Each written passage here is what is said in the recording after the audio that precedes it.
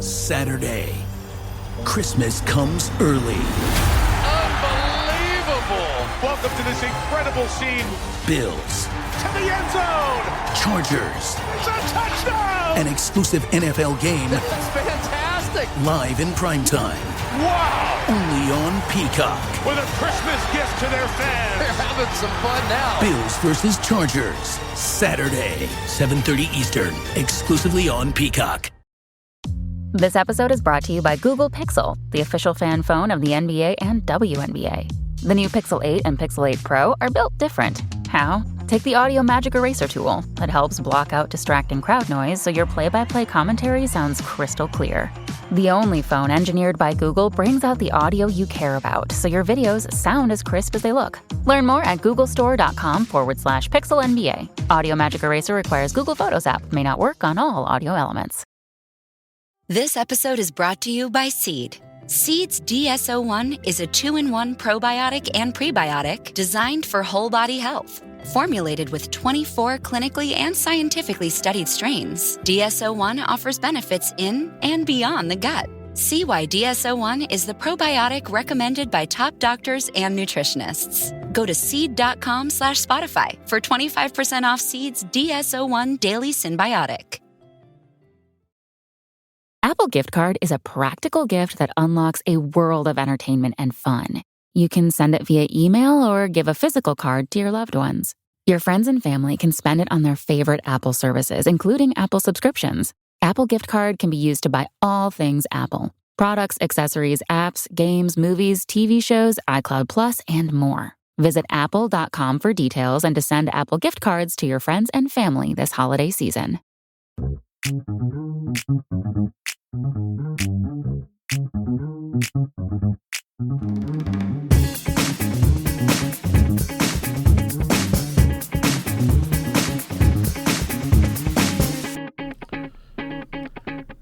Back with another interview here. Coach, okay, I want you to say your name because I'm terrible at pronouncing names. Caroline Sjöblom. I'm not going to repeat that. I've been working on it, though. Jeff can attest to that. So if you ask Jeff, I've been working on the correct pronunciations. I'm just very, very bad at it. I've talked to each one of your assistants so far. Tell me when with each one, when I ask about it, just tell me what, the first thing comes to your mind and then what they bring to the table. Lloyd. Funny guy. Is that what he brings? Was he bringing? I mean, I know he's the keeper coach, but does he just kind of keep it lighthearted out in practice? He bring not during practice. I would say in the meeting room, the coach's office. Always this kind of fox behind his ear, that we say in Sweden. Always a lot of humor and like, have you seen this? Have you seen this clip? So it's the funny guy in the room. Lucas. Messy nerd. The first thing I had to ask him about was, was he ready to go see Messi? Could he get me a Messi jersey? That sort of thing. Yeah, it has been a lot of talk about Messi this past few weeks. I'm shocked. Lee.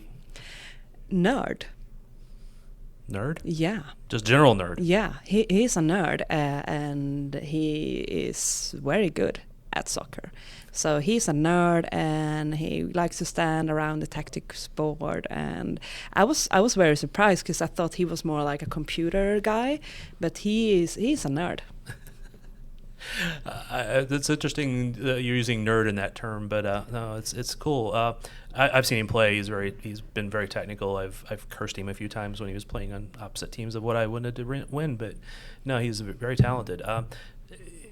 How is that dynamic? How do they all kind of fit together? Yeah, we have a room when all of us sit like in a square or a circle. So we allow everyone to talk and everyone to share ideas. And we have a good environment. It's a lot of laugh, but it's also discussions into details and not arguing, but we discuss, should we do this or this, and what if this happens. So every game plan, we go through every details in the game, so everyone feel prepared before we starting coaching the players about it. You describe Lee as a bit of a nerd.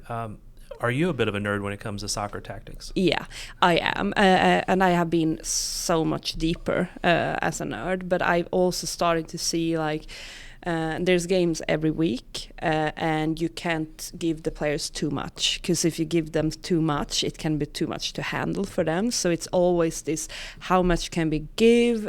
Is this necessary to tell them? Maybe it's something you can tell in the halftime.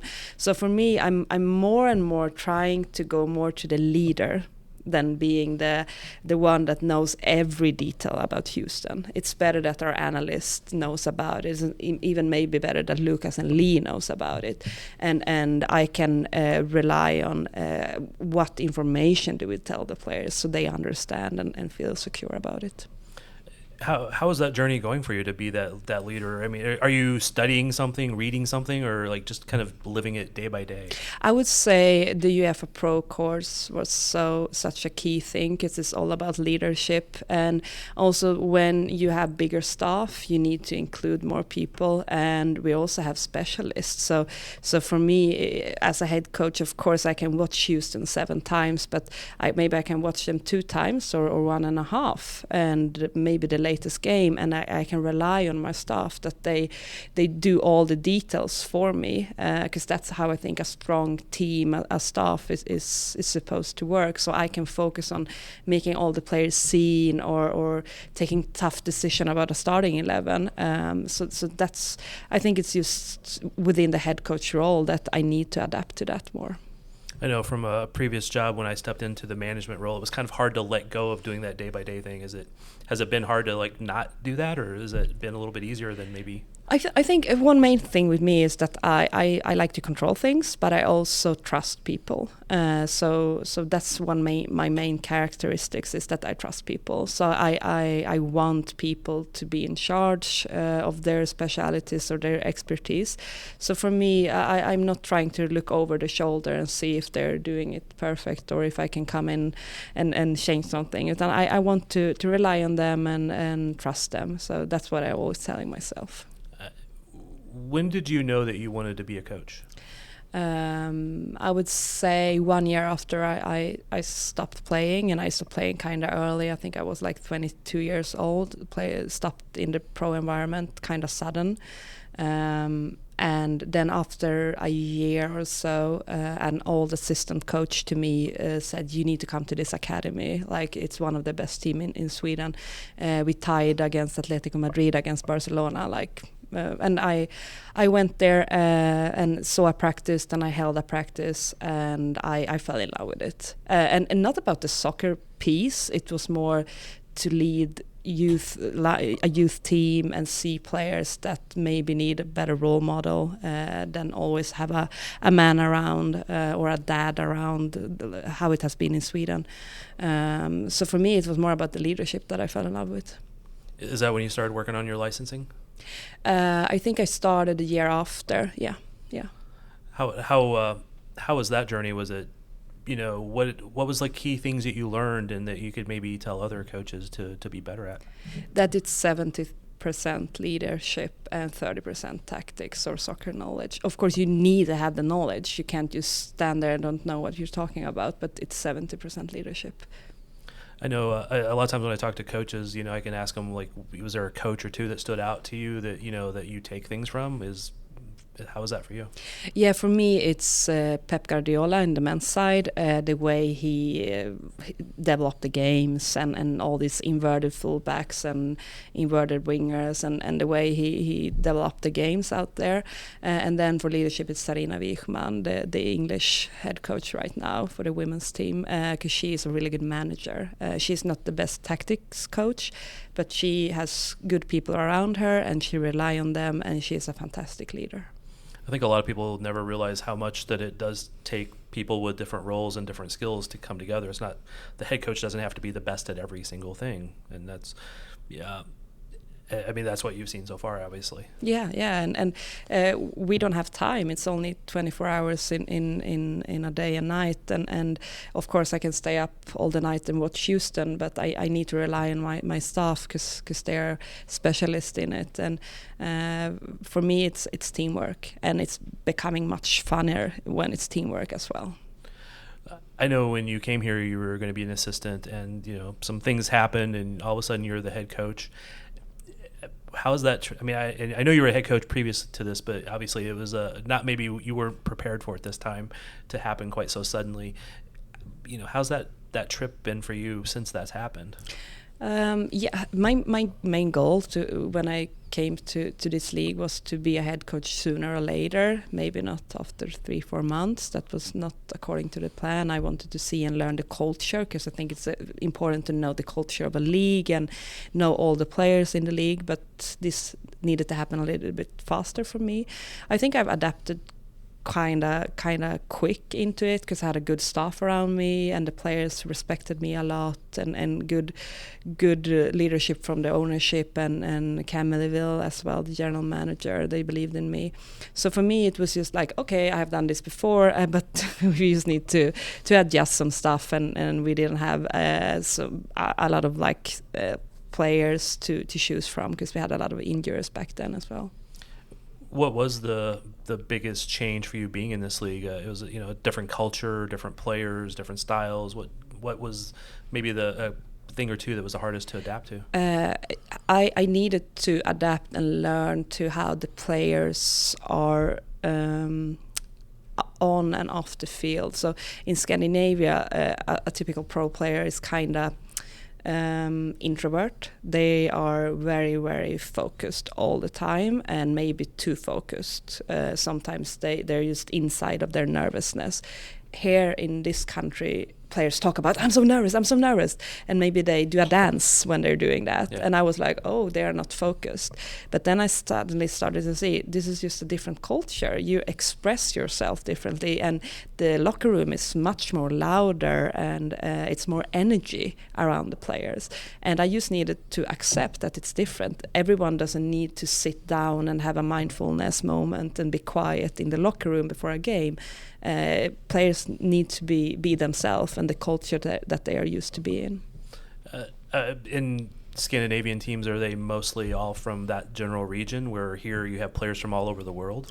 Yeah, and I would say that also the academies in Scandinavia are growing, and a lot of players coming from academies, so they're kind of learned from a style, from a club that has a strong vision. From here, they come from all over the world. They talk different languages. They come from different colleges with different experience. So it's a big culture to kind of agree on, and this is the way we do it. But I worked on the code of conduct, and of course, if I have another preseason, I think the culture work will be a key for this team to get all of the cultures together, because we're going to have more cultures next season. Yeah, a mix of cultures, languages, styles. That's part of how you have to be more the leader then, right? Yes, and you need to decide where we go and where's the vision for this team. And I think I have a plan for next season, and I can't wait to start working with this group. And we have some Brazilian players, we have some French players, Scandinavian players, we have American players from different states with different backgrounds. So it's an interesting group. Outside of soccer, what was maybe the biggest culture shock for you moving to the United States? I would still say walking into Walmart.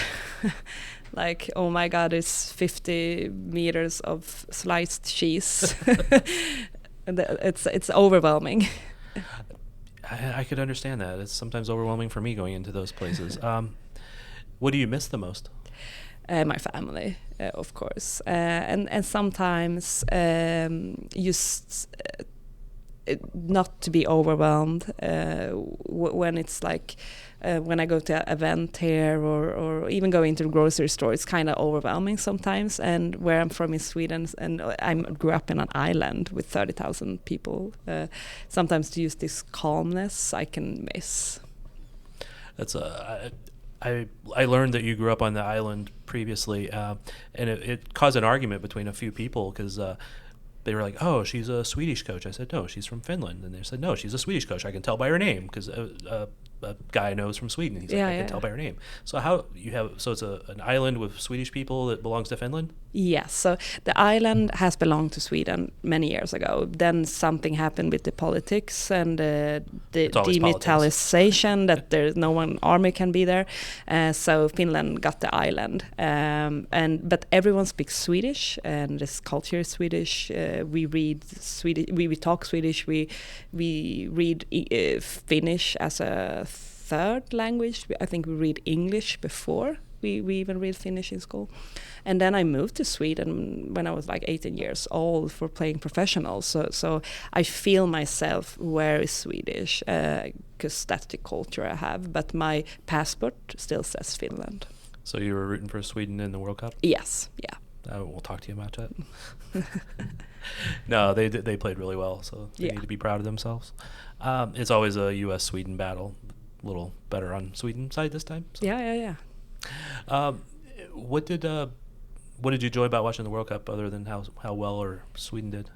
For me, it's just that the game is growing. To see the high quality out there, regardless if it's Nigeria playing or whatever teams playing there.